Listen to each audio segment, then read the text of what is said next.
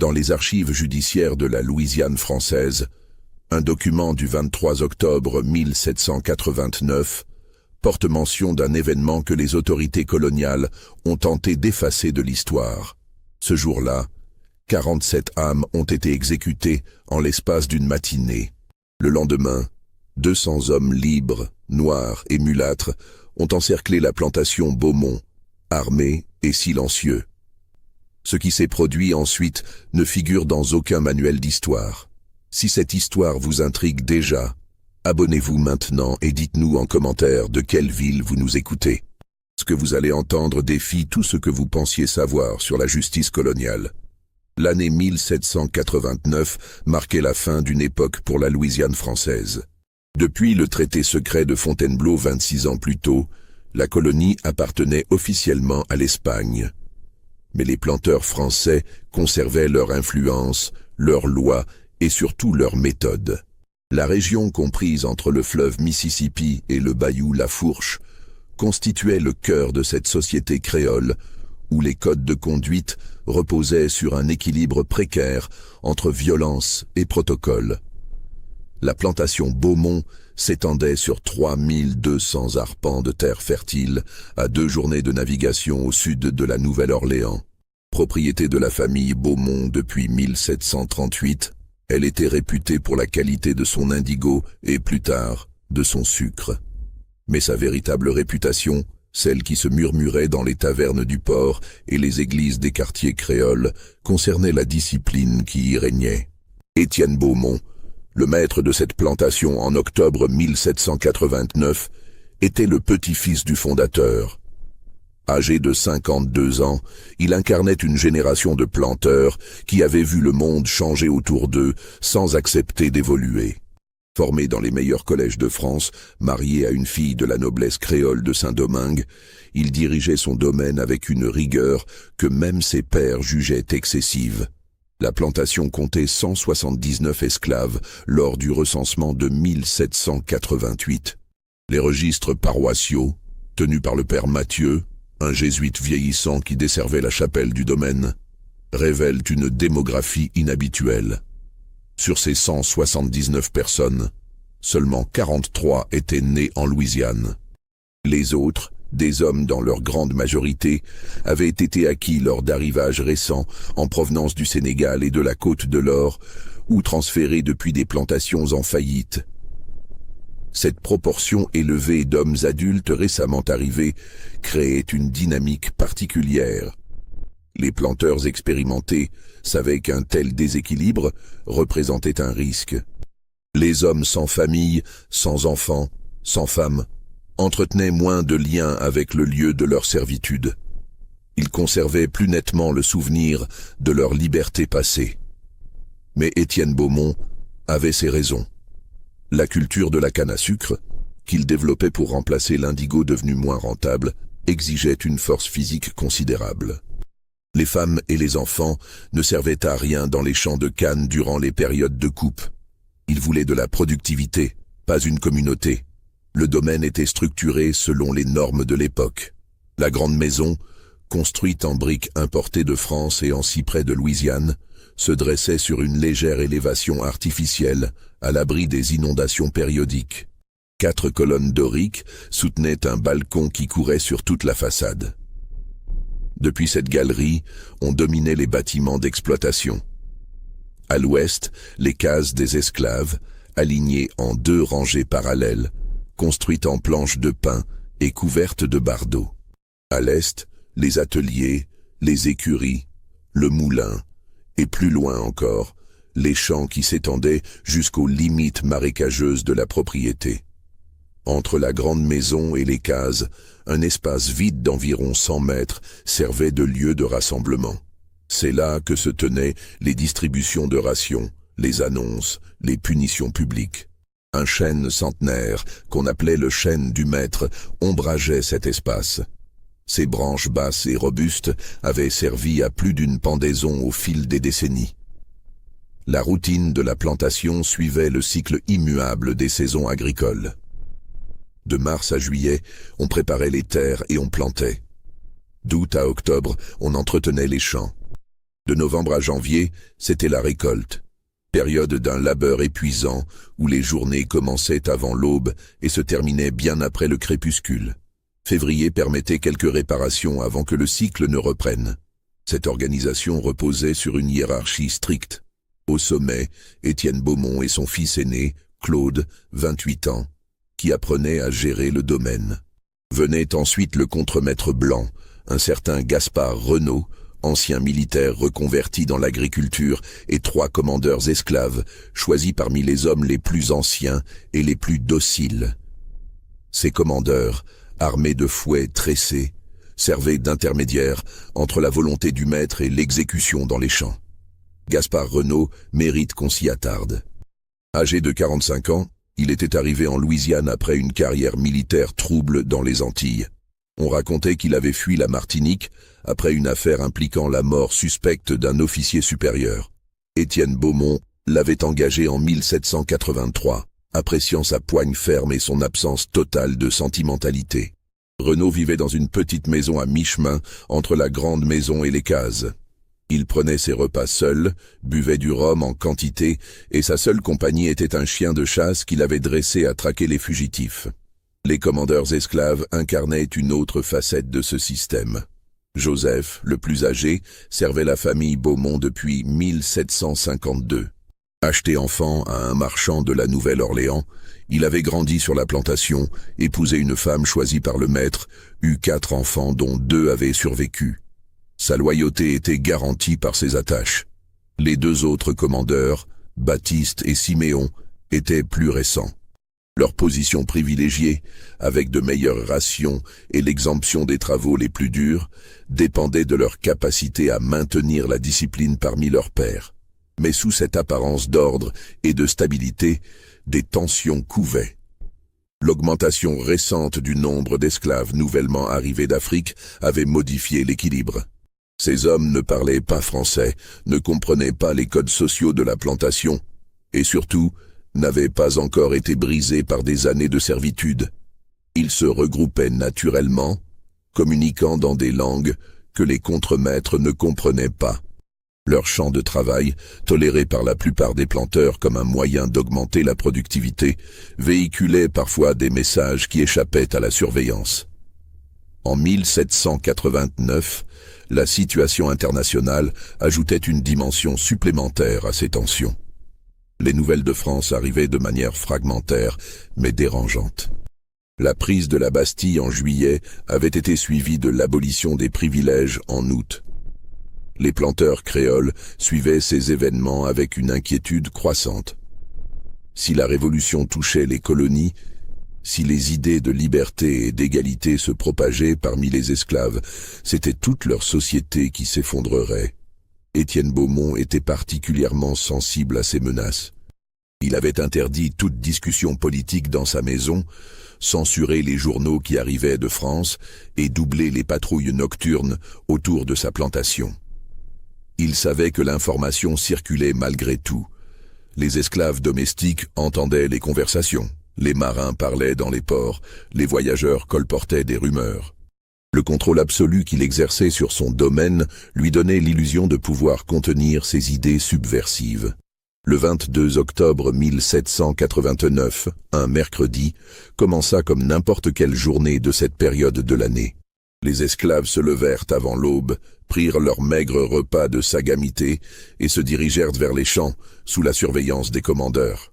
La température était douce, typique de l'automne louisianais, avec une humidité persistante qui rendait l'air lourd. Vers 8 heures du matin, un événement apparemment anodin déclencha une série de réactions qui allaient culminer en tragédie.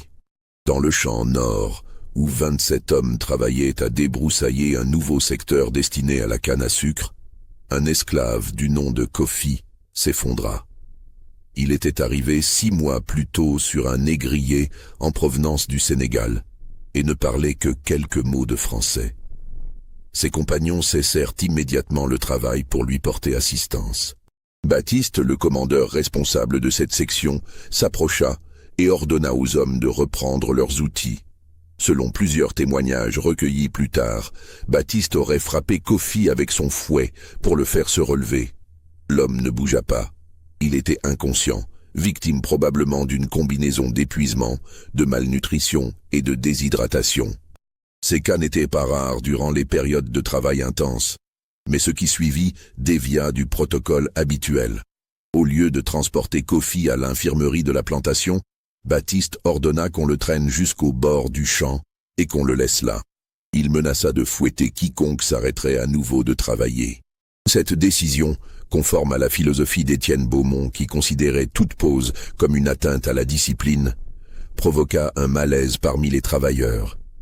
Un homme se détacha du groupe. Il s'appelait Kwame, était arrivé sur le même bateau que Kofi et semblait exercer une forme d'autorité naturelle parmi les nouveaux arrivants. Il s'adressa à Baptiste en français hésitant, demandant qu'on apporte de l'eau à Kofi. Baptiste refusa et leva son fouet. Kwame ne recula pas. Il répéta sa demande, cette fois dans sa propre langue, s'adressant aux autres hommes du champ. Ce qui se produisit ensuite fut décrit différemment selon les sources. Selon Baptiste, qui survécut aux événements, Kwame l'aurait attaqué physiquement, tentant de lui arracher son fouet. Selon d'autres témoins, Kwame aurait simplement refusé de reprendre le travail, restant immobile face au commandeur. La vérité importe peu au regard des conséquences. Baptiste frappa Kwame au visage avec le manche de son fouet, lui ouvrant l'arcade sourcilière. Kwame chancela mais ne tomba pas. Il porta la main à son front, regarda le sang sur ses doigts, puis se redressa. Son regard, selon ceux qui le virent, ne reflétait ni colère ni peur, mais une détermination froide. Il se tourna vers les autres hommes et prononça quelques phrases dans sa langue. Puis il reprit son outil, une houe à long manche, et se dirigea vers le bord du champ où gisait Kofi. Baptiste hurla un ordre. Les autres travailleurs cessèrent leurs mouvements, observant la scène. Kwame s'agenouilla près de Kofi, posa son outil et entreprit de le déplacer vers l'ombre d'un arbre proche. Baptiste courut vers lui, le fouet levé. Avant qu'il ne frappe, deux autres hommes, dont on ne connaît les noms que par leur prénom de baptême, Pierre et André, se placèrent entre le commandeur et Kwame. La situation dégénéra en quelques secondes. Baptiste recula, souffla dans le sifflet qu'il portait autour du cou pour appeler de l'aide. Les 27 hommes du champ nord cessèrent complètement le travail. Aucun geste hostile ne fut fait envers Baptiste, mais leur simple immobilité collective constituait un acte de rébellion sans précédent sur la plantation Beaumont. Gaspard Renaud arriva au galop 15 minutes plus tard, accompagné des deux autres commandeurs et de 3 surveillants blancs armés de fusils.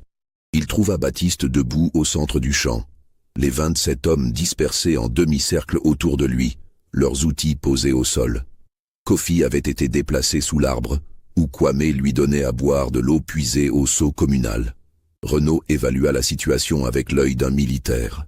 27 hommes, jeunes et robustes pour la plupart, contre 6 représentants de l'autorité, dont 3 seulement armés. Le rapport de force était dangereux. Il fit un choix tactique.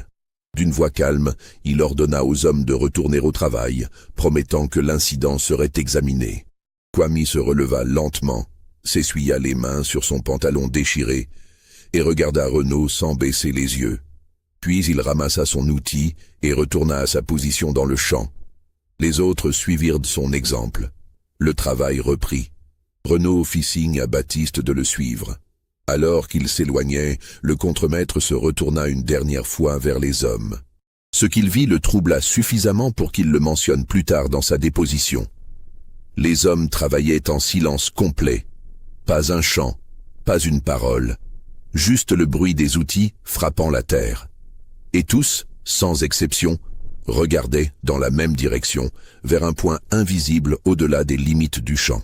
Renaud fit son rapport à Étienne Beaumont en début d'après-midi. Le planteur écouta sans l'interrompre, les mains croisées sur son bureau. Son fils Claude était présent, ainsi que son gendre, Armand Deschamps, en visite depuis sa propre plantation à 30 kilomètres de là. Quand Renaud eut terminé, Beaumont resta silencieux pendant plusieurs minutes. Puis il demanda combien d'hommes avaient participé à l'arrêt de travail. 27, répondit Renaud. Beaumont hocha la tête. Il demanda si des armes avaient été brandies, si des menaces explicites avaient été proférées. Non, admit Renaud. Mais l'acte lui-même constituait une rébellion caractérisée. Beaumont acquiesça à nouveau. Ce qui se discuta ensuite dans ce bureau ne nous est connu que par des sources indirectes. Claude Beaumont, dans une lettre écrite 3 mois plus tard à un cousin en France, mentionna que son père avait consulté le Code noir de Louisiane, ce corpus de lois régissant l'esclavage dans la colonie française. L'article 27 de ce code était explicite concernant les attroupements d'esclaves et les actes de rébellion, même non violents. La punition recommandée allait du fouet à la mort, selon la gravité et le risque de contagion. Armand Deschamps, le gendre, tenta selon certains témoignages de plaider pour une punition plus mesurée. Il aurait argué que tuer ou mutiler 27 hommes robustes représentait une perte économique considérable, surtout à quelques semaines du début de la récolte de canne.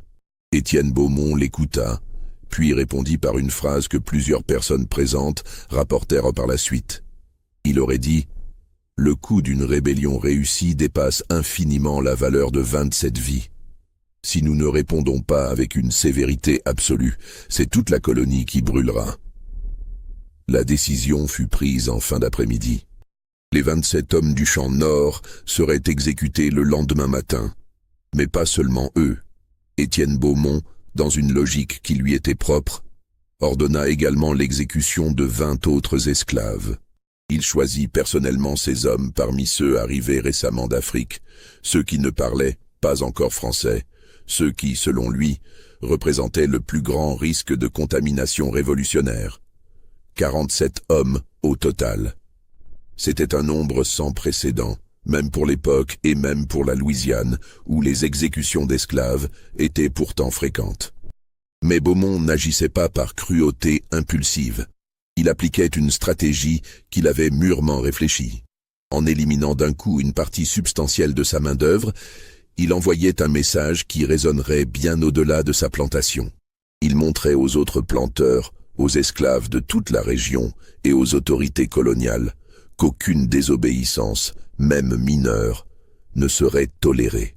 Renaud reçut l'ordre de procéder aux arrestations immédiatement. Les 27 hommes du champ nord furent rassemblés sans résistance. Ils semblaient avoir anticipé les conséquences de leur acte. Quam, lorsque les chaînes lui furent passées au poignet, regarda Renaud et dit en français approximatif « Nous savions, nous sommes prêts ». Cette phrase, rapportée par plusieurs témoins, suggère qu'il y avait eu une discussion préalable, une décision collective d'accepter les conséquences. Les 20 autres hommes, arrêtés dans différents champs et bâtiments de la plantation, réagirent avec confusion. Ils ne comprenaient pas ce qui leur était reproché. Plusieurs pleurèrent, d'autres protestèrent dans leur langue maternelle. Aucun ne tenta de fuir ou de résister. Ils furent tous enfermés dans une grange convertie en prison temporaire, gardés toute la nuit par des surveillants armés. La nouvelle se répandit dans la plantation à la vitesse de la parole chuchotée. Le soir venu, un silence anormal régnait dans les cases. Pas de feu, pas de conversation, pas de musique. Les femmes, les enfants, les hommes restants se tairaient, sachant qu'une violence terrible se préparait. Certains prièrent, mélange de catholicisme imposé et de croyances africaines préservées. D'autres restèrent éveillés toute la nuit, écoutant les bruits lointains venant de la grande maison où Étienne Beaumont recevait des visiteurs. Car le planteur avait envoyé des messagers dans l'après-midi. Il avait convié les propriétaires des plantations voisines, les autorités locales, le milice colonial. Il voulait des témoins. L'exécution de 47 hommes n'était pas un acte que l'on pouvait dissimuler. Au contraire, il fallait qu'elle soit vue, documentée, qu'elle serve d'exemple. L'aube du 23 octobre se leva dans une brume épaisse qui montait des marécages environnants. La température avait chuté durant la nuit, inhabituelle pour la saison. Vers 6 heures du matin, alors que le soleil peinait à percer la grisaille, une trentaine d'hommes blancs étaient rassemblés devant la grande maison de la plantation Beaumont.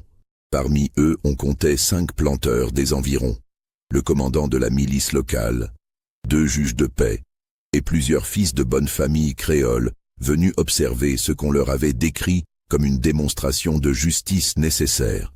Le père Mathieu, le prêtre de la plantation, était absent. Selon les registres paroissiaux qu'il tenait méticuleusement, il avait quitté le domaine la veille au soir pour se rendre au chevet d'un mourant dans une plantation voisine.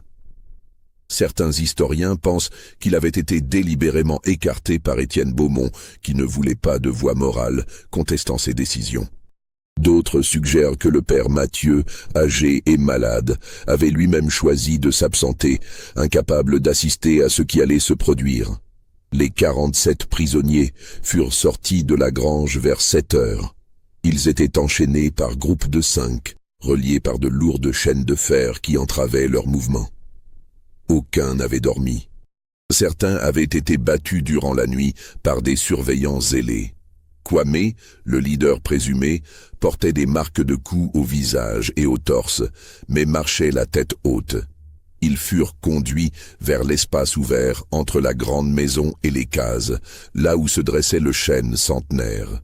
Une potence temporaire avait été construite durant la nuit, une structure de bois brut capable de supporter plusieurs corps simultanément. Mais cette potence ne servirait que pour une partie des condamnés. Étienne Beaumont avait planifié plusieurs méthodes d'exécution, variant les châtiments pour maximiser l'impact psychologique. Tous les esclaves de la plantation avaient reçu l'ordre d'assister à l'exécution. 132 personnes, hommes, femmes et enfants, furent rassemblés de force dans l'espace ouvert. Ceux qui tentèrent de détourner les yeux furent frappés et forcés de regarder. Des gardes armés les encadraient, s'assurant qu'aucun ne pourrait s'enfuir ou intervenir. Étienne Beaumont monta sur une estrade spécialement construite pour l'occasion. Il portait son plus bel habit, comme pour un événement social. Son fils Claude se tenait à sa droite, Gaspard Renaud à sa gauche. Devant lui, les 47 condamnés étaient alignés en demi-cercle. Derrière eux, la foule forcée des témoins esclaves. Sur les côtés, les invités blancs, certains à cheval, d'autres debout, tous venus observer. Beaumont parla d'une voix forte, claire, projetée pour être entendue de tous. Il ne s'adressa pas aux condamnés, mais aux spectateurs blancs et aux esclaves survivants. Son discours, rapporté dans plusieurs correspondances privées et documents judiciaires, exposait sa philosophie.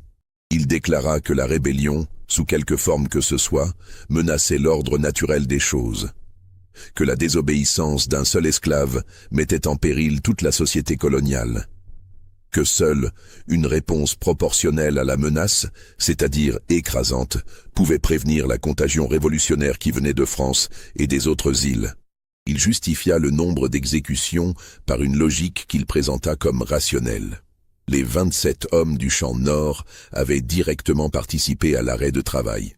Les 20 autres avaient été choisis parmi les plus récemment arrivés, ceux qui, selon lui, n'étaient pas encore civilisés et représentaient donc le plus grand danger de nouvelles rébellions. Il présenta ces exécutions non comme une punition, mais comme une mesure préventive, un acte de défense de l'ordre social. Les exécutions commencèrent vers 8 heures. Les méthodes variaient selon un système de gradation que Beaumont avait établi. Les hommes jugés moins coupables, c'est-à-dire ceux qui avaient simplement cessé de travailler sans geste actif de défiance, seraient pendus.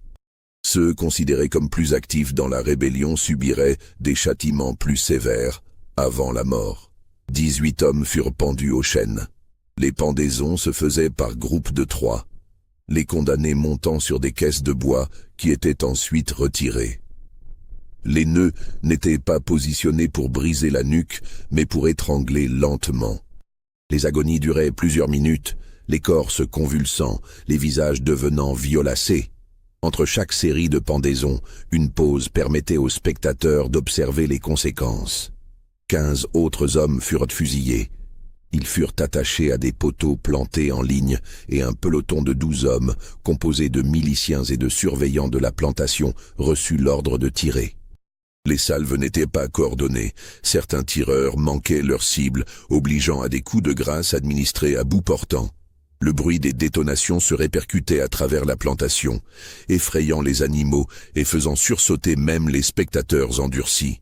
Les 14 derniers, incluant Kwame et ceux identifiés comme les plus actifs dans la rébellion, subirent ce que les documents d'époque appellent pudiquement le supplice aggravé. Ils furent fouettés publiquement jusqu'à ce que leur dos ne soit plus qu'une plaie ouverte, puis marquée au fer rouge sur le visage et la poitrine, avant d'être finalement abattus d'une balle dans la tête. Ces tortures préalables durèrent près de 2 heures. Certains hommes s'évanouirent plusieurs fois et furent réveillés par des seaux d'eau salée jetés sur leurs plaies. Kwame fut le dernier exécuté. Même après les fouettages et les marques au fer, il refusa de crier. Selon plusieurs témoignages, incluant celui d'un planteur nommé Béranger, qui écrivit plus tard ses mémoires, Kwame regarda Étienne Beaumont dans les yeux jusqu'à la dernière seconde, ne baissant le regard que lorsque la balle lui traversa le crâne. À midi, les 47 corps gisaient dans l'espace ouvert. Le sang avait formé des mares sombres qui s'infiltraient dans la terre sableuse. L'odeur était insoutenable, mélange de sang, de poudre à canon, de chair brûlée et d'excréments libérés par les mourants. Les spectateurs blancs commencèrent à se disperser, certains pâles et silencieux, d'autres conversant avec animation, débattant de la nécessité ou de l'excès de la démonstration. Les esclaves restants furent maintenus sur place pendant encore 1 heure. Beaumont ordonna que les corps ne soient pas enterrés immédiatement. Ils devaient rester exposés jusqu'au coucher du soleil, un avertissement visible pour quiconque nourrirait des pensées de désobéissance. Puis, finalement, la foule esclave fut autorisée à retourner dans les cases. Aucun travail ne fut effectué cet après-midi-là. Les gens se tairaient, pleuraient, priaient, ou restaient simplement assis en silence, traumatisés par ce qu'ils avaient été forcés de voir. Vers 14 heures, alors que les derniers invités blancs quittaient la plantation, un événement étrange se produisit. Un groupe d'environ 50 hommes, tout noirs ou mulâtres, apparut sur le chemin principal menant au domaine. Ils n'étaient pas armés visiblement, mais leur simple présence en si grand nombre constituait une anomalie inquiétante. Gaspard Renaud, alerté par les sentinelles, fit fermer les portes principales et mobilisa tous les surveillants disponibles. Les hommes s'arrêtèrent à environ 100 mètres de l'entrée de la plantation. Ils ne criaient pas, ne manifestaient aucune hostilité apparente. Ils restèrent simplement là, immobiles, silencieux, observant. Après environ 1 heure, ils se retirèrent aussi mystérieusement qu'ils étaient venus. Renaud envoya des éclaireurs pour les suivre, mais ceux-ci revinrent bredouilles. Les hommes s'étaient dispersés dans la campagne environnante. Cet incident troubla Étienne Beaumont plus qu'il ne voulut l'admettre. Ces hommes venaient d'où? Que voulaient-ils? Étaient-ils des esclaves fugitifs, des affranchis, des marrons organisés? Leur nombre même était alarmant. 50 hommes ne se rassemblent pas spontanément. Cela impliquait une communication préalable, une coordination, peut-être même une structure organisationnelle que les autorités coloniales ne soupçonnaient pas. Le soir du 23 octobre, la plantation Beaumont ressemblait à un camp militaire assiégé. Les gardes étaient doublés. Des patrouilles sillonnaient le domaine toute la nuit. Les chiens étaient lâchés autour du périmètre. Dans les cases, personne ne dormit. Le silence était rompu seulement par des sanglots étouffés, des prières murmurées, et parfois, portés par le vent, des sons de tambours lointains venant des profondeurs des marécages. Les corps des 47 exécutés furent enterrés à la tombée de la nuit dans une fosse commune creusée à la hâte à l'extrémité du domaine, près de la limite marécageuse. Aucune cérémonie ne fut tenue. Les hommes chargés de l'enterrement, d'autres esclaves forcés à cette tâche macabre, travaillèrent en silence, creusant dans le sol humide, jetant les corps sans ménagement, les recouvrant de terre. Un des hommes impliqués dans cette corvée, qui survécut jusqu'en 1820 et dont le témoignage fut recueilli par un abolitionniste, rapporta qu'en jetant de la terre sur les corps, il avait entendu un bruit étrange, comme un soupir collectif, et que plusieurs hommes avaient juré avoir vu des lumières bleues danser au-dessus de la fosse pendant qu'ils la comblaient. Cette histoire vous glace-t-elle le sang? Dites-nous en commentaire ce que vous pensez qu'il va arriver. Aimez cette vidéo pour soutenir notre travail de recherche historique. Le 24 octobre 1789, l'aube se leva sur une plantation transformée. La lumière révélait les traces du massacre de la veille. Des taches sombres dans la terre, des lambeaux de vêtements accrochés aux branches du chêne, et surtout, un silence pesant qui remplaçait les sons habituels du travail. Étienne Beaumont avait ordonné une reprise normale des activités, mais la normalité n'existait plus. Vers 7 heures du matin, alors que les surveillants tentaient de rassembler les esclaves pour la distribution du travail, les sentinelles postées sur le chemin principal sonnèrent l'alarme. Un groupe d'hommes approchait, pas 50 cette fois, mais environ 200. Ils arrivaient de plusieurs directions simultanément, convergeant vers la plantation Beaumont dans un mouvement qui dénotait une coordination remarquable. Gaspard Renaud mobilisa tous les hommes armés disponibles, soit environ 15 personnes incluant les surveillants, quelques fils de planteurs restés sur place et des miliciens locaux. Face à 200 hommes, c'était dérisoire. Il envoya un messager au galop vers la Nouvelle-Orléans pour demander des renforts, puis se prépara à ce qui ressemblait à un siège imminent. Les 200 hommes s'arrêtèrent à environ 200 mètres de l'entrée principale. Contrairement à la veille, leur organisation était évidente. Ils formaient des lignes ordonnées, avaient des porte-paroles visibles à l'avant, et certains portaient des armes, principalement des outils agricoles transformés en armes improvisées, des faux, des fourches, des haches. Leur composition était diverse. Des esclaves marrons reconnaissables à leurs vêtements déchirés et leur apparence sauvage, des affranchis mieux vêtus, et même quelques hommes qui semblaient être des artisans urbains venus de la Nouvelle-Orléans ou d'autres villes. Un homme s'avança seul, main levée pour montrer qu'il n'était pas armé. Il s'appelait Toussaint Lavigne, un affranchi propriétaire d'une petite parcelle de terre à 15 kilomètres de la plantation Beaumont. Il était connu des autorités coloniales comme un homme respectable qui payait ses impôts, ne causait pas de problème, et maintenait même une distance prudente avec les esclaves pour ne pas attirer les soupçons. Sa présence à la tête de ce rassemblement était stupéfiante. Gaspard Renaud accepta de parler avec lui, mais seulement à travers le portail fermé, avec des fusils pointés dans sa direction. Lavigne demanda à voir Étienne Beaumont. Renaud refusa, disant que le maître ne négociait pas avec des insurgés. Lavigne corrigea calmement. Ils n'étaient pas des insurgés, ils étaient venus réclamer justice. La conversation qui suivit fut rapportée par plusieurs témoins présents. Lavigne expliqua que les 200 hommes derrière lui représentaient des communautés d'affranchis et de marrons de toute la région. Ils avaient appris ce qui s'était passé la veille.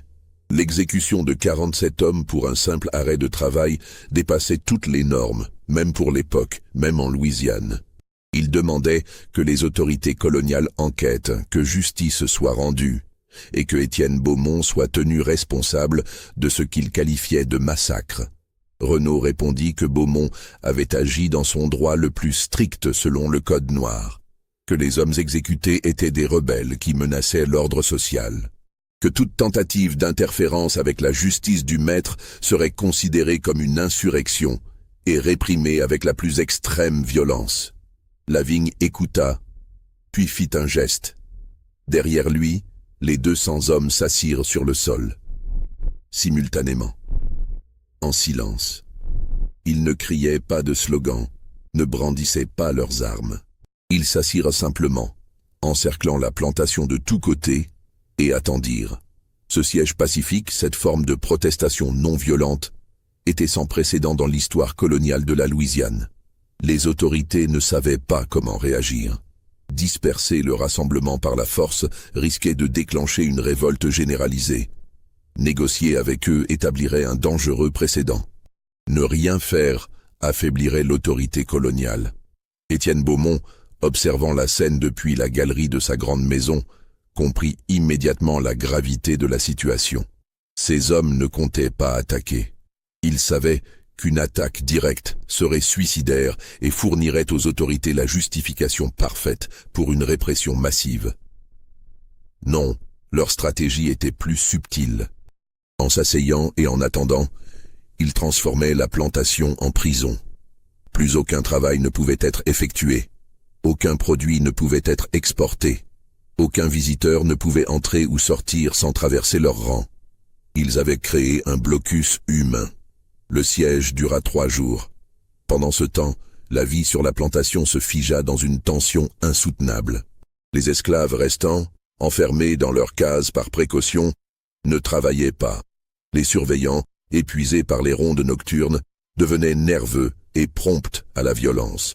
Étienne Beaumont, enfermé dans sa grande maison, refusait de sortir ou de communiquer directement avec les assiégeants.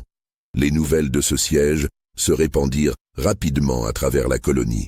Des messagers allaient et venaient, portant des rapports contradictoires.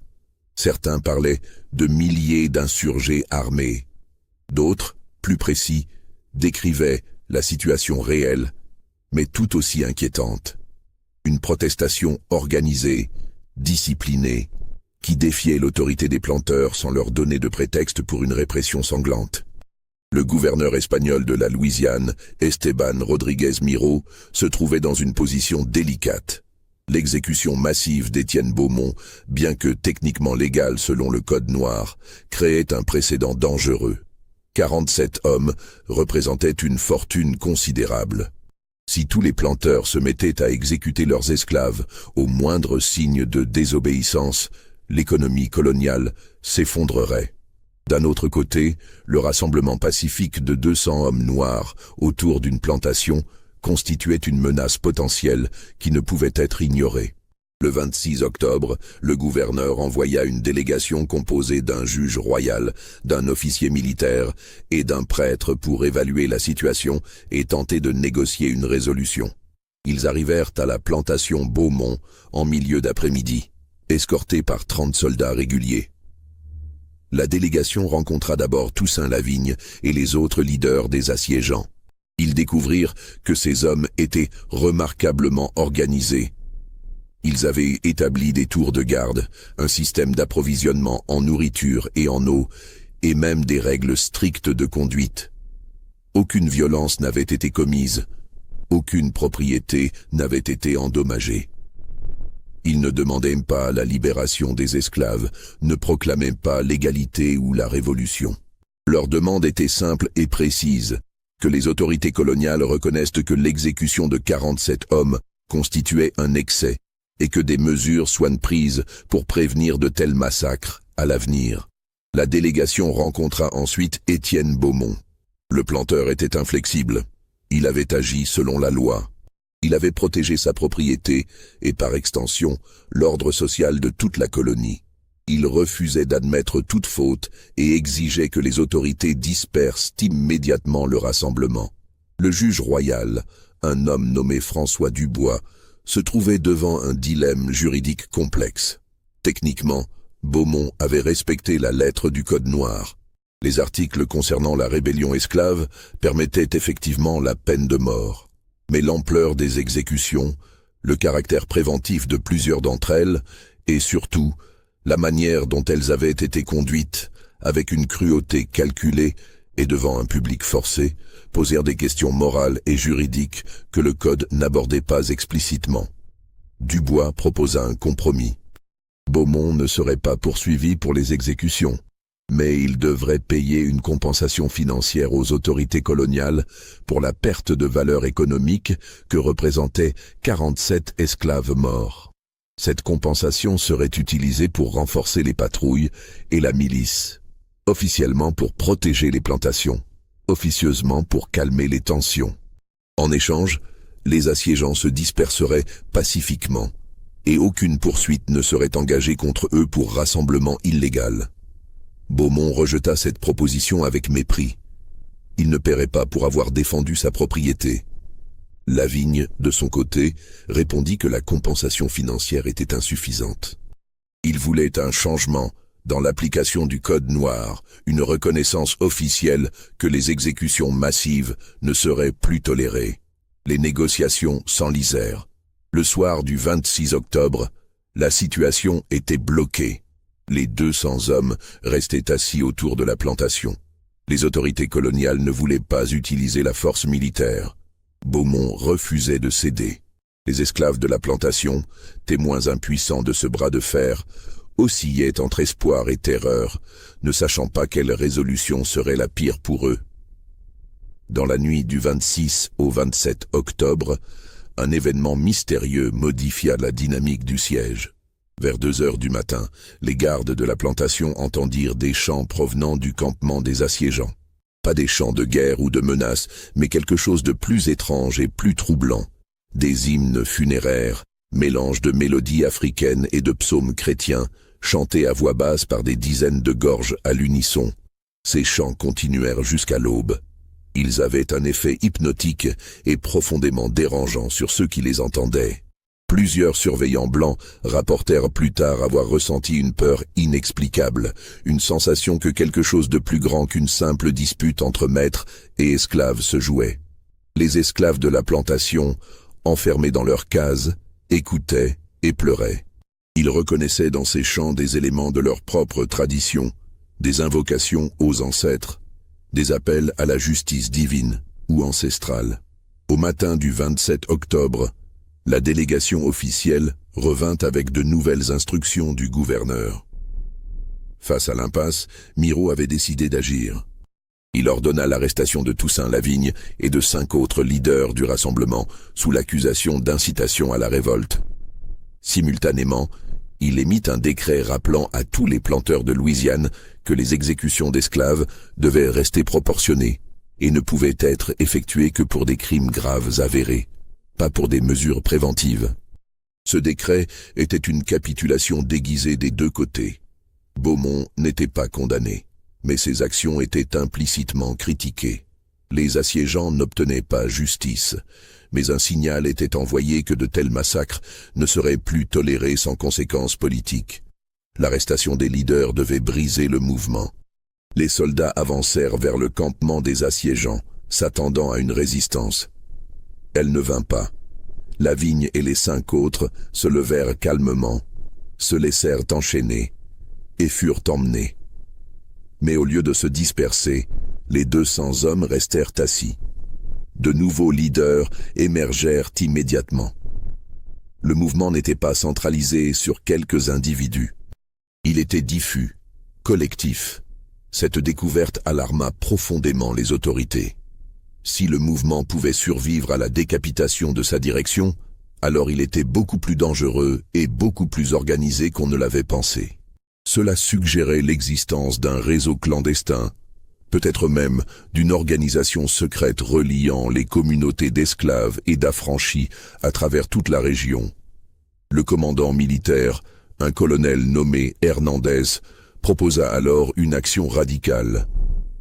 Disperser le rassemblement par la force, arrêter tous les participants et établir la loi martiale dans la région. Le juge Dubois s'y opposa, arguant que cela risquait de déclencher exactement ce que tout le monde voulait éviter, une insurrection généralisée. La Louisiane ne disposait pas de troupes suffisantes pour réprimer une révolte majeure. Si les dizaines de milliers d'esclaves de la région se soulevaient simultanément, la colonie tomberait en quelques jours. Cette prise de conscience modifia l'approche des autorités. Elles ne pouvaient pas gagner par la force, elles devaient négocier, même si cela signifiait faire des concessions inacceptables pour les planteurs. Dubois retourna voir les nouveaux leaders des assiégeants avec une proposition révisée. Si le rassemblement se dispersait immédiatement et pacifiquement, les 6 hommes arrêtés seraient jugés équitablement et si aucune preuve de complot violent n'était trouvée, ils seraient libérés. De plus, une commission d'enquête serait établie pour examiner les circonstances des exécutions de la plantation Beaumont. Cette proposition représentait un compromis fragile. Les assiégeants obtiendraient une forme de reconnaissance officielle de leurs griefs, même si aucune justice immédiate ne serait rendue. Les autorités éviteraient un conflit qui pourrait dégénérer. Beaumont, bien que non condamné, serait soumis à un examen officiel de ses actions. Après une délibération qui dura plusieurs heures, les nouveaux leaders acceptèrent. Le 27 octobre, en fin d'après-midi, les 200 hommes se levèrent, rassemblèrent leurs maigres possessions et commencèrent à se disperser. Il ne partira pas tous ensemble. mais par petits groupes, se fondant dans la campagne environnante, retournant à leurs plantations, leurs fermes, leurs cachettes dans les marécages. Mais avant de partir, ils firent quelque chose d'étrange et de mémorable. Chaque homme, en passant devant l'entrée de la plantation Beaumont, déposait un objet sur le chemin. Des pierres, des morceaux de bois, des bouts de tissu. En quelques heures, un cairn improvisé, un monticule de ces objets, s'éleva devant les portes de la plantation. Personne ne parla, personne n'expliqua. Mais le message était clair. C'était un mémorial, une marque indélébile de ce qui s'était passé. Un rappel physique que 47 hommes étaient morts ici et ne seraient pas oubliés. Gaspard Renault ordonna la destruction immédiate de ce cairn. Ces hommes dispersèrent les objets, les jetèrent dans les marécages. Mais chaque nuit pendant les semaines qui suivirent, de nouveaux objets apparaissaient. Des pierres, toujours des pierres, déposées pendant l'obscurité par des mains invisibles. Finalement, Beaumont cessa d'ordonner leur enlèvement. Le cairn resta, grandissant lentement, devenant un repère reconnaissable sur le chemin menant à la plantation. La commission d'enquête promise par le gouverneur fut effectivement établie. Elle comprenait 3 juges, un représentant de l'Église et 2 planteurs choisis pour leur réputation de modération. Ils visitèrent la plantation Beaumont en novembre 1789, interrogèrent les témoins, examinèrent les registres et inspectèrent le site de la fosse commune. Leur rapport, conservé aux archives coloniales de la Nouvelle-Orléans, est un document remarquable par ce qu'il dit et ce qu'il tait. Il conclut que les exécutions étaient techniquement légales, mais excessives dans leur nombre et leur méthode. Il recommande que des directives plus strictes soient émises concernant les punitions capitales des esclaves. Il suggère que les planteurs consultent les autorités avant d'ordonner des exécutions de masse. Mais il ne condamne pas Étienne Beaumont, ne propose aucune sanction contre lui et ne reconnaît aucune culpabilité criminelle. Ce rapport fut publié en décembre 1789 et provoqua des réactions contrastées. Les planteurs le trouvaient trop critique et menaçant pour leur autorité. Les communautés d'esclaves et d'affranchis le jugeaient insuffisant et hypocrite. Toussaint Lavigne et ses compagnons furent jugés en janvier 1790 pour incitation à la révolte. Les preuves contre eux étaient maigres. Ils avaient organisé un rassemblement pacifique, rien de plus. Ils furent condamnés à 6 mois de prison, une sentence relativement légère qui reflétait l'embarras des autorités. Pendant ce temps, sur la plantation Beaumont, la vie tentait de reprendre son cours normal. Mais la normalité était impossible. Les 132 esclaves survivants travaillaient dans un silence de mort. La productivité avait chuté de manière spectaculaire. Les gens accomplissaient les tâches minimales, sans initiative, sans énergie. Étienne Beaumont, constatant cette baisse, augmenta les punitions, ce qui ne fit qu'empirer la situation. Plusieurs esclaves tentèrent de fuir dans les mois qui suivirent. Certains réussirent, se fondant dans les communautés marronnes des marécages. D'autres furent capturés et sévèrement punis. Un homme nommé Philippe, qui avait été forcé de participer à l'enterrement des 47 exécutés, se pendit dans sa case en février 1790. Sa mort fut enregistrée comme un accident, mais tout le monde savait la vérité. La santé mentale d'Étienne Beaumont commença à se détériorer. Selon sa propre famille, il souffrait d'insomnie sévère. Il entendait des bruits la nuit, des chants qu'il disait venir de la direction de la fosse commune. Il devenait paranoïaque, convaincu que les esclaves complotaient contre lui. Il doubla puis tripla les gardes, installa des verrous supplémentaires sur toutes les portes et refusa de quitter la grande maison sans escorte armée. Son fils Claude, qui devait hériter de la plantation, commença à exprimer des doutes sur les décisions de son père. Dans ses lettres à des amis et parents, il évoquait le coût économique des exécutions, le climat de terreur qui paralysait le domaine, et surtout la réputation désormais entachée de la famille Beaumont. D'autres planteurs évitaient leur compagnie. Les invitations sociales se raréfiaient. Ils étaient devenus des parias, non par compassion pour les victimes, mais parce qu'ils avaient créé un incident qui menaçait l'ensemble du système esclavagiste. Le printemps de 1790 apporta de nouvelles tensions à la plantation Beaumont. En mars, alors que commençait la saison de plantation de la canne, Étienne Beaumont réalisa qu'il lui manquait 47 hommes, exactement le nombre qu'il avait exécuté 6 mois plus tôt. Cette évidence mathématique, qui aurait dû être anticipée, le frappa avec la force d'une révélation. Il ne disposait plus de main-d'œuvre suffisante pour cultiver l'ensemble de son domaine. Il tenta d'acheter de nouveaux esclaves, mais rencontra des obstacles inattendus. Les marchands de la Nouvelle-Orléans, inquiets de sa réputation, hésitaient à lui vendre leurs meilleurs spécimens. Ils craignaient qu'envoyer des hommes à la plantation Beaumont ne soit les condamner à une mort probable. De plus, les prix avaient augmenté considérablement. La révolution en France et l'instabilité politique dans les Antilles avaient perturbé le commerce triangulaire. Les esclaves devenaient plus rares et plus chers. Beaumont dut se résoudre à laisser une partie de ses terres en friche. Cette décision, pour un homme de son orgueil, constituait un aveu de défaite.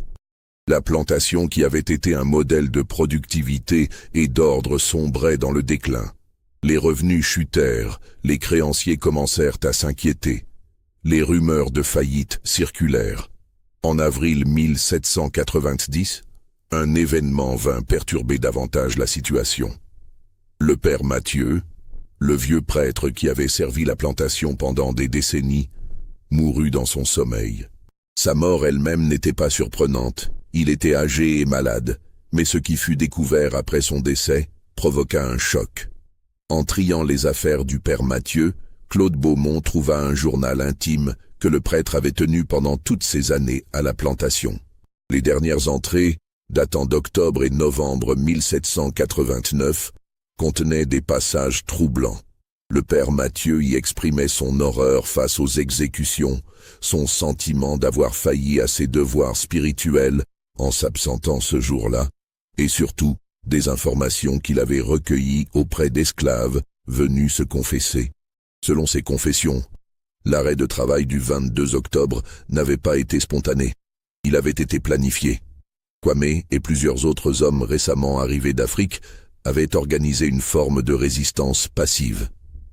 Ils savaient que cela entraînerait des punitions, peut-être même la mort, mais ils avaient choisi de l'accepter. Leur objectif n'était pas de fuir ou de se révolter violemment, mais de créer un moment de conscience collective, de rappeler aux autres esclaves, et surtout à eux-mêmes, qu'ils étaient des êtres humains capables de choix, même si ce choix était celui du martyr. Cette révélation changeait complètement la nature de ce qui s'était passé. Ce n'était pas une rébellion impulsive, réprimée justement, c'était un acte de résistance délibéré et philosophique. Les hommes avaient choisi de mourir pour affirmer leur humanité. Et Étienne Beaumont, en les exécutant de la manière la plus cruelle possible, avait involontairement validé leur sacrifice, transformant un acte de résistance locale en un symbole qui résonnait à travers toute la colonie.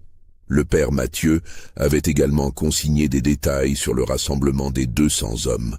Selon les confessions qu'il avait reçues, ce rassemblement avait été organisé par un réseau qui existait depuis des années, reliant les plantations, les villes, les communautés marronnes. Ce réseau ne visait pas une insurrection violente immédiate, mais travaillait lentement à créer des liens de solidarité, à partager des informations, à préparer les esprits pour un changement futur. Le massacre de Beaumont avait forcé ce réseau à sortir de l'ombre, à se montrer publiquement pour la première fois. Claude Beaumont lut ce journal avec un mélange d'horreur et de fascination. Il comprit que son père n'avait pas simplement exécuté 47 rebelles, il avait inadvertemment attaqué une organisation beaucoup plus vaste et plus sophistiquée que quiconque ne l'avait imaginé. Et cette organisation n'avait pas été détruite par la répression. Elle s'était renforcée, avait gagné en légitimité et en soutien. Il apporta le journal à son père. Étienne Beaumont le lut dans son bureau, seul, pendant plusieurs heures. Quand il en ressortit, il était visiblement changé. Ses mains tremblaient, son visage était pâle. Il ordonna que le journal soit brûlé immédiatement. Claude obéit, mais pas avant d'avoir copié certains passages, Un acte de désobéissance subtile qui montrait que même son propre fils commençait à se distancer de lui. La santé mentale d'Étienne Beaumont se détériora rapidement après cette lecture. Il devenait convaincu qu'un complot massif se tramait contre lui, que tous les esclaves de sa plantation faisaient partie de ce réseau, que même ses propres surveillants pouvaient être compromis. Il commença à voir des traîtres partout, ordonnant des interrogatoires brutaux basés sur de simples soupçons. En mai 1790, il fit arrêter et fouetter Joseph, le commandeur le plus ancien, l'accusant de correspondre secrètement avec des marrons. Joseph, qui avait servi la famille pendant près de 40 ans, qui avait maintenu la discipline, qui avait été complice de toute leur cruauté, fut humilié publiquement et rétrogradé. Cet acte détruisit le dernier vestige de loyauté que certains esclaves pouvaient encore avoir envers le système. La plantation sombrait dans le chaos. Les récoltes souffraient, les bâtiments se dégradaient. Les esclaves travaillaient le strict minimum pour éviter les punitions. Gaspard Renaud, le contremaître, démissionna en juin, incapable de maintenir l'ordre dans ces conditions. Il fut remplacé par des hommes de moins en moins compétents, attirés seulement par le salaire désespérément élevé que Beaumont offrait. En juillet 1790, exactement un an après le début de la Révolution française, des nouvelles inquiétantes arrivèrent de Saint-Domingue. Des soulèvements d'esclaves commençaient à secouer l'île la plus riche des Antilles françaises. Ces nouvelles terrifiaient les planteurs louisianais. Si Saint-Domingue tombait, toutes les colonies esclavagistes seraient menacées. Le spectre d'une révolution généralisée des esclaves, alimentée par les idées venues de France, hantait chaque nuit leurs cauchemars. Étienne Beaumont, dans sa paranoïa croissante, devint convaincu que les événements de Saint-Domingue étaient connectés au réseau qu'il avait découvert dans le journal du père Mathieu. Il imaginait une conspiration continentale, des esclaves communiquant entre les îles et le continent, planifiant une insurrection coordonnée. Il n'avait aucune preuve, mais son obsession ne requérait pas de preuves. En août, il commit une nouvelle atrocité. Il fit arrêter 15 hommes, choisis presque au hasard parmi ceux arrivés après les exécutions d'octobre, et ordonna leur déportation vers les mines espagnoles du Mexique, une condamnation effective à mort, tant les conditions y étaient terribles. Il justifia cette action comme une mesure préventive, affirmant sans preuve que ces hommes faisaient partie du complot. Cette fois, Claude Beaumont s'opposa ouvertement à son père. Une dispute violente éclata entre eux dans la grande maison, leurs cris entendus par toute la plantation. Claude accusait son père de détruire leur patrimoine familial par sa folie. Étienne l'accusait d'être faible, contaminé par les idées révolutionnaires, peut-être même complice des esclaves. Leur relation se brisa cette nuit-là de manière irréparable. Claude quitta la plantation quelques jours plus tard, emportant seulement ses effets personnels. Il s'installa chez son beau-frère, Armand Deschamps, refusant de participer davantage à ce qu'il décrivait dans une lettre comme « la descente aux enfers », orchestrée par un tyran devenu fou. Étienne Beaumont se retrouva seul, maître absolu d'un domaine qui s'effondrait autour de lui. Les créanciers intensifièrent leur pression. En septembre, la banque qui détenait l'hypothèque sur une partie de ses terres menaça de saisie. Il vendit des meubles de famille, des bijoux, tout ce qui avait de la valeur, pour gagner du temps. L'année 1791 commença sous de sombres auspices pour la plantation Beaumont. Les dettes s'accumulaient, la main-d'œuvre restante était démoralisée et improductive, et Étienne Beaumont lui-même semblait avoir perdu tout contact avec la réalité. Il passait ses journées enfermé dans son bureau, écrivant des mémoires justificatifs destinés aux autorités, élaborant des plans délirants pour reconstituer sa fortune. En février, un événement étrange se produisit. Une délégation d'esclaves, menée par quelques anciens dont Joseph le commandeur déchu, demanda une audience avec le maître. C'était une démarche sans précédent, violant tous les protocoles de la plantation. Beaumont, dans un moment de lucidité ou peut-être de curiosité morbide, accepta de les recevoir. Les esclaves présentèrent une proposition inouïe. Ils offraient d'acheter leur liberté collective. Pendant les mois précédents, ils avaient secrètement économisé de l'argent, obtenu par divers moyens, vente de produits de leur jardin personnel, petits travaux effectués pour d'autres planteurs le dimanche, dons de membres du réseau clandestin d'affranchis. Ils avaient rassemblé une somme substantielle, suffisante pour couvrir une partie significative des dettes de Beaumont. Leur proposition était la suivante.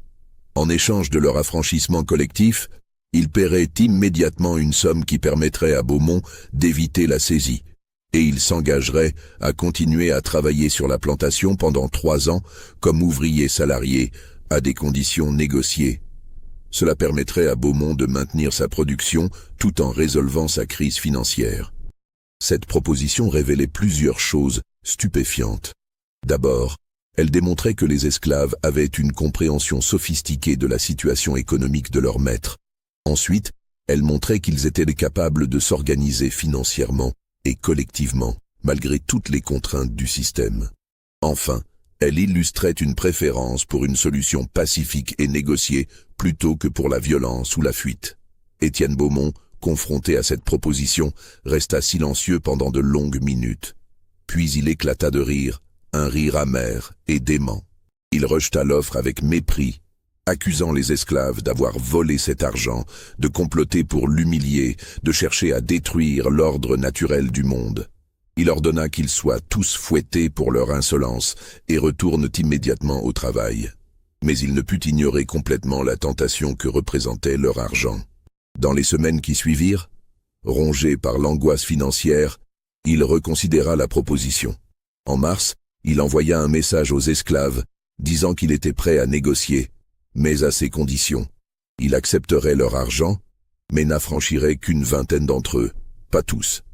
Les autres continueraient à être esclaves. Les esclaves refusèrent. C'était tout ou rien.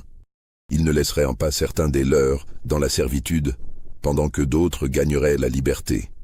Cette solidarité, cette insistance sur une libération collective plutôt qu'individuelle, était révolutionnaire dans son essence même. L'impasse se prolongea pendant le printemps. Les créanciers de Beaumont perdirent patience. En mai 1791, la saisie fut prononcée. La plantation, les terres, les bâtiments et tous les esclaves comme propriété mobilière devaient être vendus aux enchères pour rembourser les dettes. Étienne Beaumont lutta contre cette décision, engageant des avocats, faisant appel aux autorités coloniales, invoquant son statut de noble français. Mais la loi était claire. Il avait accumulé des dettes qu'il ne pouvait plus payer. La vente fut programmée pour le mois de juillet. Ce qui se passa alors n'est connu que par des fragments de témoignages et de documents. Un groupe d'affranchis et de petits propriétaires libres, apparemment connectés au réseau évoqué dans le journal du père Mathieu, se présenta aux enchères. Ils avaient rassemblé des fonds, obtenu des prêts, mobilisé des ressources à travers toute la région. Leur objectif était d'acheter la plantation et tous ses esclaves pour les libérer immédiatement. Les enchères furent tumultueuses. Les planteurs blancs, réalisant ce qui se tramait, tentèrent de surenchérir pour empêcher que la plantation ne tombe entre les mains de noirs libres. Mais les prix montaient vertigineusement, au-delà de ce que la plupart pouvaient payer. Finalement, un consortium mené par Toussaint Lavigne, libéré de prison quelques mois plus tôt, remporta la mise. La plantation Beaumont, terre de massacres et de terreur, passa sous le contrôle de ceux qui avaient été ses victimes. C'était un retournement historique sans précédent en Louisiane. Les autorités coloniales, embarrassées, tentèrent de contester la légalité de la vente, mais elle avait été conduite selon toutes les règles. Il n'avait aucun motif légal pour l'invalider. Étienne Beaumont assista à cette débâcle finale depuis la galerie de sa grande maison, qu'il devrait bientôt quitter. Il regardait les nouveaux propriétaires inspecter les bâtiments, parler avec les esclaves qui seraient bientôt affranchis, planifier leur transformation du domaine. Son empire s'effondrait non pas sous les coups de la violence, mais par les mécanismes mêmes du système capitaliste qu'il avait toujours défendu. Quelques jours après la vente, il quitta la plantation, emportant seulement quelques possessions personnelles. Il s'installa à la Nouvelle-Orléans, chez une sœur qui accepta de l'héberger par charité. Ruiné financièrement et brisé mentalement, il survécut encore 3 ans, vivant de l'aumône de parents gênés par son existence. Il mourut en août 1794, seul dans une petite chambre louée dans un quartier pauvre de la ville. Sa mort ne fut signalée dans aucun journal. Il n'y eut pas de funérailles élaborées, pas d'oraison funèbre. Son fils Claude, qui avait entre-temps hérité d'une partie de la fortune de son beau-père, refusa de venir à son enterrement. Étienne Beaumont fut inhumé dans une tombe anonyme, sans pierre tombale, dans le cimetière des indigents. La plantation, rebaptisée Liberté par ses nouveaux propriétaires, devint une expérience unique en Louisiane coloniale. Tous les anciens esclaves furent affranchis dès que les formalités légales furent complétées. Certains choisirent de rester et de travailler la terre comme ouvriers libres. D'autres partirent, cherchant des opportunités ailleurs, rejoignant des familles, s'installant dans les villes. Le domaine fut divisé en parcelles plus petites, distribuées à ceux qui voulaient les cultiver. Il ne s'agissait plus d'une plantation exploitée par une main-d'œuvre asservie, mais d'une communauté de fermiers indépendants, travaillant collectivement. Cette expérience, bien que constamment menacée par l'hostilité des planteurs environnants et les difficultés économiques, survécut pendant près d'une décennie. En 1801, quand la Louisiane passa sous contrôle américain par la vente de la Louisiane, les autorités américaines, moins sympathiques aux Noirs libres que les Espagnols ne l'avaient été, imposèrent de nouvelles restrictions. La communauté de liberté fut progressivement démantelée, les terres vendues ou saisies, les habitants dispersés. En 1810, il ne restait presque aucune trace de cette expérience de liberté collective, mais la mémoire persistait. Les descendants de ceux qui avaient vécu ces événements transmirent les histoires de génération en génération. Elles se transformèrent, s'embellissant parfois de détails mythiques, perdant d'autres détails factuels, mais conservant leur essence. 47 hommes avaient choisi de mourir plutôt que d'accepter passivement la déshumanisation, et leur mort avait semé les graines d'une transformation qui dépassait leur propre sort. La fosse commune où ils furent enterrés fut redécouverte en 1832 par des chasseurs qui remarquèrent une dépression inhabituelle dans le sol, près de la limite marécageuse de l'ancien domaine Beaumont. Des ossements humains furent mis au jour, en quantité correspondant à des dizaines de corps. Une enquête sommaire fut menée, mais aucun document officiel ne reliait ces ossements aux événements d'octobre 1789. Pourtant, la communauté afro-américaine de la région savait. Ils savaient où se trouvait la fosse. Ils connaissaient les histoires, ils honoraient la mémoire. Pendant des décennies, à chaque 23 octobre, des gens venaient déposer des pierres, des fleurs, des objets personnels près du site. Ce pèlerinage informel continuait malgré les tentatives des propriétaires successifs de la terre de l'interdire ou de l'ignorer. En 1863, quand l'émancipation fut proclamée, libérant tous les esclaves encore en servitude, un groupe d'anciens esclaves de la région fit quelque chose de remarquable. Ils achetèrent collectivement le petit lopin de terre contenant la fosse commune. Ils y érigèrent un simple monument de pierre, sans inscription, juste une pierre verticale marquant le lieu. Ce monument existe toujours aujourd'hui, bien que peu de gens connaissent son histoire complète. Le terrain est entretenu par une association locale d'histoire afro-américaine. Les visiteurs occasionnels qui le remarquent voient simplement une vieille pierre dans un champ, entourée d'une petite clôture de bois. Ils ne savent pas ce qu'elle représente, ne connaissent pas les noms de ceux qui reposent en dessous, n'ont jamais entendu parler d'Étienne Beaumont, de Kwame, de Toussaint Lavigne, ou de cette journée terrible d'octobre 1789. Les archives officielles contiennent peu de traces de ces événements. Le rapport de la commission d'enquête existe, mais est enfoui dans des milliers de pages de documents coloniaux rarement consultés. Les registres de la plantation Beaumont furent dispersés ou détruits. Les témoignages individuels, lettres privées et journaux intimes qui mentionnent ces faits sont éparpillés dans diverses collections, rarement connectés entre eux par les historiens.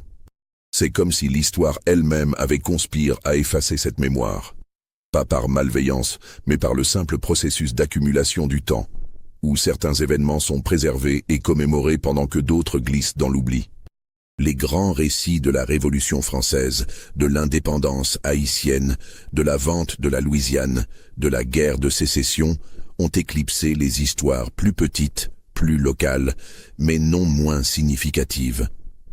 Pourtant, si l'on cherche attentivement, si l'on sait où regarder et quelles questions poser, les fragments émergent. Un document mentionne l'incident Beaumont en passant. Une lettre fait référence à ce planteur qui a perdu la raison après avoir tué trop de ses nègres. Un registre paroissial note l'enterrement de 47 personnes de couleur en une seule journée d'octobre 1789. Un cahier de croquis d'un voyageur contient un dessin d'un cairn étrange construit par des sauvages près d'une plantation. Ces fragments, assemblés avec patience et intuition, révèlent les contours d'une histoire que peu connaissent. Une histoire de violence et de résistance, de pouvoir et de sa fragilité, de la capacité humaine à infliger la souffrance et à la surmonter. Une histoire qui pose des questions dérangeantes sur la nature de la justice, le coût de l'oppression, et les moyens par lesquels les opprimés peuvent revendiquer leur humanité même face à la mort. Ceux qui visitent aujourd'hui la région où se trouvait la plantation Beaumont ne trouveront aucune indication de son existence passée. Les bâtiments ont été détruits ou ont pourri avec le temps. Les champs ont été reconvertis, reboisés, parfois urbanisés. Seul le cairn demeure, et même lui est méconnu, protégé plus par l'indifférence que par un effort conscient de préservation. Mais dans les communautés descendantes de ceux qui vécurent ces événements, la mémoire demeure vivante. Elle se transmet non par des livres d'histoire ou des monuments officiels, mais par la tradition orale, par des histoires racontées autour de tables familiales, par des chants dont les paroles ont traversé les générations. Ces récits ne sont peut-être pas précis dans tous leurs détails, ils ont été embellis, simplifiés, adaptés aux besoins de chaque époque. Mais ils préservent quelque chose d'essentiel, la conscience que quelque chose d'important s'est produit ici, que des vies ont été prises et que cette prise n'a pas été sans conséquence. La question demeure, suspendue dans l'air de cette région humide et hantée. Était-ce de la justice, ce qui s'est passé à Étienne Beaumont? Il a été ruiné, humilié, dépossédé de tout ce qu'il chérissait. Il a vécu assez longtemps pour voir son nom devenir synonyme d'excès et de folie plutôt que de puissance et de contrôle. Mais il n'a jamais été jugé, jamais condamné officiellement pour le massacre de 47 hommes. Il est mort de maladie et de vieillesse, pas par exécution ou violence. Les 47 hommes qu'il a tués n'ont reçu aucune justice au sens juridique. Leurs noms sont pour la plupart perdus. Leurs histoires, leurs espoirs, leur vie avant la captivité et l'esclavage sont effacés. Ils existent dans la mémoire collective seulement comme un nombre, comme un symbole, comme une démonstration de principe. Ils ont choisi de défier leur maître, sachant les conséquences. Leur mort a déclenché une série d'événements qui ont contribué, de manière modeste mais réelle, à l'érosion du système esclavagiste en Louisiane. Était-ce suffisant? Peut-il y avoir suffisamment de justice pour compenser une telle perte? Ces questions n'ont pas de réponse satisfaisante. Elles planent sur cette histoire comme la brume qui monte des marécages chaque matin, obscurcissant les contours, rendant incertain ce qui est solide et ce qui est illusion. Cette histoire vous a-t-elle glacé le sang? Croyez-vous que tout a été révélé ou qu'il reste des secrets enfouis dans les marécages de Louisiane? Commentez ci-dessous. Abonnez-vous à notre chaîne et partagez cette histoire avec ceux qui apprécient les mystères sombres de l'histoire. Le passé n'oublie jamais, et certaines vérités attendent toujours d'être déterrées.